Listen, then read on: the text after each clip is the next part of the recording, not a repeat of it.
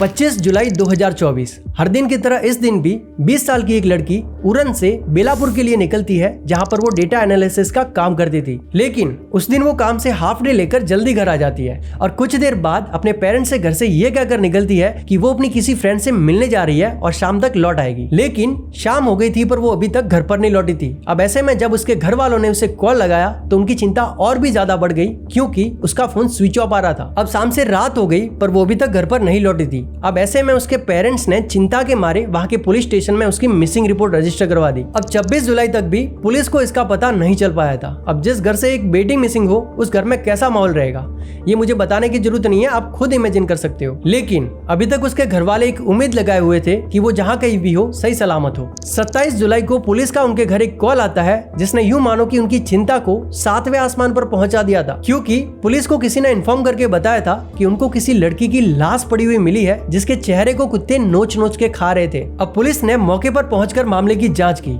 अब उस लड़की के चेहरे को पत्थर से इस कदर कुचला गया था कि किसी का भी उसे पहचान पाना मुश्किल था। और उतना ही नहीं, पोस्टमार्टम में पता चला कि उसकी बॉडी पर किसी ने चाकू से कई बार वार किए थे, हर जगह पर।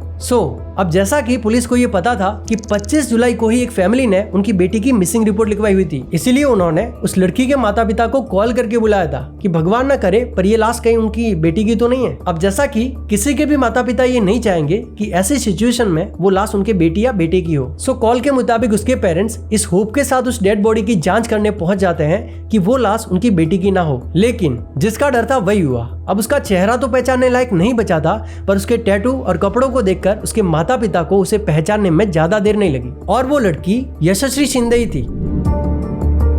अब इस मूवमेंट ने उसके पेरेंट्स को सदमे में डाल दिया था। अब अपनी बेटी का ये हाल देखकर उसके माता पिता का रो रो कर बुरा हाल हो गया था। पर अब सवाल ये था कि उनकी बेटी यशस्वी का ये हाल किसने किया था। पुलिस ने जब उसके पेरेंट्स से किसी पर शक होने के बारे में पूछा तब उसके पापा बार बार एक ही नाम ले रहे थे, दाऊद शेख। वो एकदम श्योर थे कि उनकी बेटी का ये हाल उसने ही किया था। लेकिन आखिर ये दाऊद शेख है कौन और उसने ऐसा क्यों किया, चलिए जानते हैं। दाऊद शेख और यशस्वी एक दूसरे को स्कूल टाइम से ही जानते थे, और जब 2019 में यशस्वी सिर्फ 15 साल की थी तब ये हैवान पूरे 23 साल का था और ये बस ड्राइवर का काम करता था। और इसने 2019 में यशस्वी के साथ छेड़छाड़ भी की थी, पर उस वक्त यशस्वी के पापा ने उसे देख लिया था और इसके खिलाफ पुलिस कंप्लेंट भी करती थी। इससे पहले भी आपने केस 2019 के उसके ऊपर मैंने उसको रजिस्टर किया था, केस किया था। 2019 में अरेस्ट भी हुए थे, उसके बाद फिर से ये और पुलिस ने इसे पकड़कर जेल में भी डाल दिया था। पर केवल 1.5 महीने बाद ही उसकी जमानत हो गई थी और दाऊद शेख बाहर आ गया था। फिर उसके बाद उसका एक एक्सीडेंट हो गया था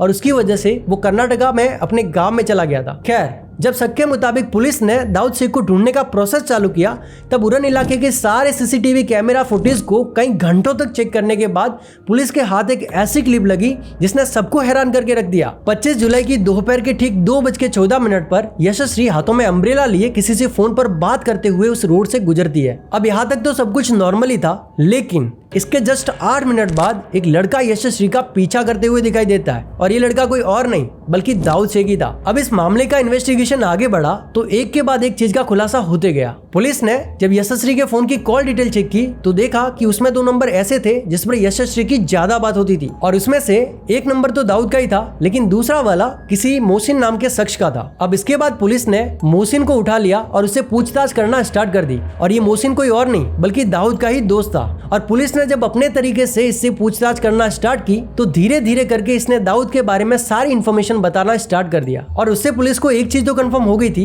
कि यशस्वी और दाऊद के बीच में काफी टाइम से फोन पर बातचीत चालू थी, और मोहसिन का नंबर उसकी कॉल लिस्ट में इसलिए था क्योंकि जब दाऊद और यशस्वी के बीच में झगड़ा हो जाता था और यशस्वी दाऊद का नंबर ब्लॉक लिस्ट में डाल देती थी तो दाऊद मोहसिन का ही फोन यूज करता था उससे कांटेक्ट करने के लिए। अब पुलिस भी 100% श्योर हो गई थी कि यशस्वी का कातिल और कोई नहीं बल्कि दाऊद शेख ही है। अब जैसा कि दाऊद शेख को ट्रैक करने का प्रोसेस ऑलरेडी कंटिन्यू था, सो पुलिस को पता चला कि ये उरन से ट्रेन चेंज करते हुए पनवेल पहुंच गया और वहां पर जाकर अपने दोस्त से कांटेक्ट कर अपने बैंक अकाउंट में कुछ पैसे भी ट्रांसफर करवाए और उन पैसों को वहां के एटीएम से निकाला भी। अब ये पुलिस से बचने के चक्कर में अपनी होशियारी समझदारी दिखाते हुए अपने फोन को स्विच ऑफ करके ट्रैवल कर रहा था ताकि पुलिस उसको ट्रैक न कर पाए। अब ऐसी सिचुएशन में पुलिस ने उसके जान पहचान वालों से कांटेक्ट कर उसको ट्रैक करना स्टार्ट कर दिया और पता चला कि ये पनवेल से सीधा ट्रेन पकड़कर कर्नाटका के गुलबर्गा के आसपास इसके गांव में भाग गया था और अपने फोन को स्विच ऑफ की हालत में छोड़कर पुलिस से बचने के चक्कर में वो वहां की पहाड़ियों में इधर से उधर भटक रहा था। लेकिन जैसा कि कानून के हाथ लंबे होते हैं, सो उन्होंने 30 जुलाई की सुबह सुबह को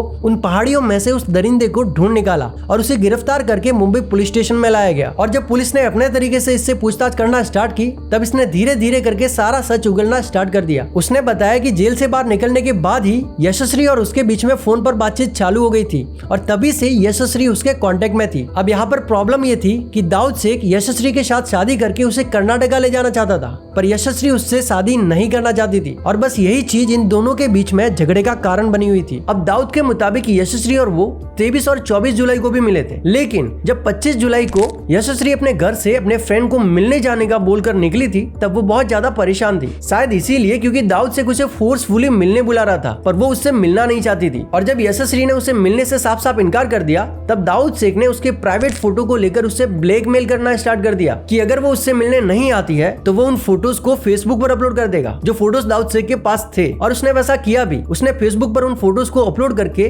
कुछ देर बाद डिलीट कर दिया। अब इससे यशस्वी बहुत ज्यादा डर गई थी कि कहीं उन फोटोज को किसी ने देख लिया तो उसकी बदनामी होगी। और वो अपनी जिस फ्रेंड से मिलने गई थी उसने भी उससे कहा था कि वो उससे ना मिलने जाए, पर यशस्वी सोच रही थी कि इस बार मिलकर सारा का सारा मामला एकदम क्लियर कर दूंगी और इसीलिए वो ना चाहते हुए भी 25 जुलाई की दोपहर को उससे मिलने पहुंच जाती है। लेकिन वो दाऊद के इस बार के इरादों से पूरी तरह अनजान थी और जब इन दोनों के बीच में शादी वाली बात को लेकर फिर से बहस छिड़ गई और यशस्वी नहीं मानी, तब इस दरिंदे ने उस पर चाकू से वार करना स्टार्ट कर दिया और पूरी बॉडी पर चाकू से कई बार वार किए। और जब इस दरिंदे का इससे भी मन नहीं भरा, तब इसने एक पत्थर से उसके चेहरे को ही कुचल डाला और वहां से भाग गया। अब उस हैवान की इस हरकत की वजह से एक परिवार ने अपनी बेटी को खो दिया। अब उनके साथ क्या गुजरी होगी। पर यहाँ पर लड़कियों को भी ये चीज समझने की जरूरत है कि वो अपने प्राइवेट फोटो को कभी भी किसी के साथ भी शेयर ना करें, जिससे उनको आगे जाकर ब्लैकमेल का शिकार होना पड़े और जितना हो सके उतना ऐसे लोगों से दूर ही रहे। खैर, अभी तो दाऊद शेख पुलिस कस्टडी में है, पर कुछ ही दिनों में इस पर कार्रवाई शुरू होगी और इसे कड़ी से कड़ी सजा मिलनी चाहिए। ये बात हादसा हुआ है मेरी बहन के साथ, ये कोई भी लड़की के साथ नहीं हो, यही विनती है और सरकार से यही विनती है कि उसे जल्द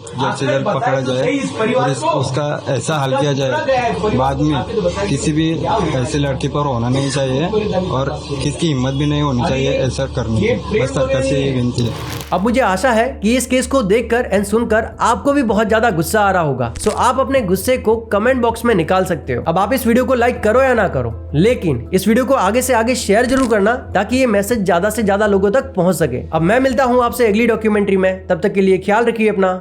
राधे राधे।